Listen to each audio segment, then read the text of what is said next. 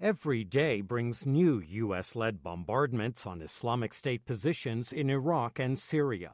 But Washington is unusually quiet as lawmakers campaign across the country ahead of midterm elections in November. I bring the Congress back. House Speaker John Boehner says President Barack Obama does have authority to order military strikes against the Islamic State, also known as ISIL. But he says Mr. Obama should request a broad authorization from Congress.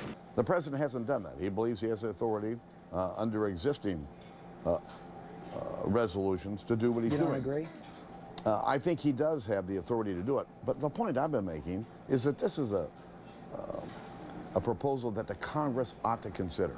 That point was echoed weeks ago by the top Democrat on the Senate Foreign Relations Committee, Robert Menendez. Temporary and targeted airstrikes in Iraq and Syria fall under the president's powers as commander-in-chief.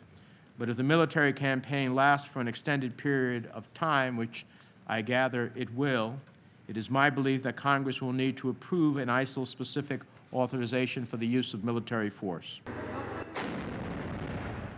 Earlier this month, lawmakers approved one component of the president's military plan, equipping and training moderate Syrian rebels. The administration says Congress is free to do more on its own.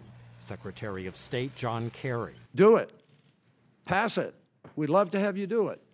But we're not going to get stuck in the situation when we have the authority of not exercising our authority to do what we believe we need to do to protect the country. But absent a formal presidential request, Congress is unlikely to reconvene until after the November elections. Meanwhile, the air campaign continues. Defense Secretary Chuck Hagel. Along with France, we've conducted over 200 airstrikes in Iraq against ISIL and in support of Iraqi forces. With our Arab partners, we've conducted 43 airstrikes in Syria.